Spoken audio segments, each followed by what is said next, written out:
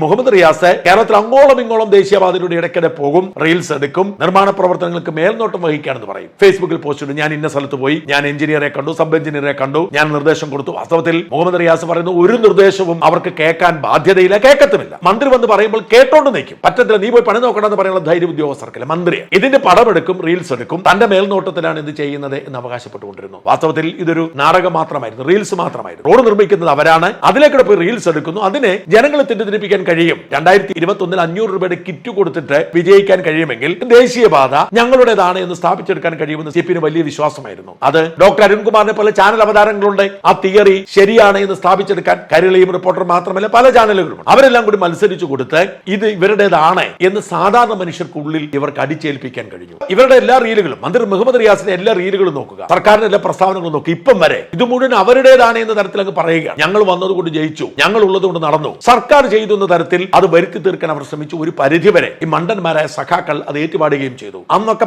പലതവണ എന്നെ പോലുള്ള മാധ്യമ പ്രവർത്തകർ പറഞ്ഞു, ഒരു ക്രെഡിറ്റ് നിങ്ങൾക്കില്ല, ഇത് കേന്ദ്ര സർക്കാരിന്റേതാണെന്ന്. പക്ഷെ ഇവരാരും സമ്മതിച്ചില്ല. എന്നാൽ ഇപ്പോൾ പൊടുന്നനെ മുഖ്യമന്ത്രി തള്ളി പറഞ്ഞു. മുഖ്യമന്ത്രി തന്നെ പറഞ്ഞു, അത് ഞങ്ങൾക്കൊരു ബന്ധവുമില്ല, ഇത് കേന്ദ്ര സർക്കാരിന്റേതാണ്. മുഹമ്മദ് റിയാസ് പറയാണ്, ഞങ്ങൾക്കൊരു ബന്ധവുമില്ല, കേന്ദ്ര സർക്കാരിന്റേതാണ്. സഖാക്കൾ പറയാണ്, ഞങ്ങൾക്കൊരു ബന്ധവുമില്ല, കേന്ദ്ര സർക്കാരിന്റേതാണ്. ദേശാഭിമാനി വളരെ കൃത്യമായ റിപ്പോർട്ടുകൾ കൊടുക്കുന്നു. നടത്തിപ്പും നിർമ്മാണവും മേൽനോട്ടവും കേന്ദ്രത്തിന്. ഇതാണ് ഇത്രയും കാലം ഞങ്ങൾ പറഞ്ഞുകൊണ്ടിരുന്നത്.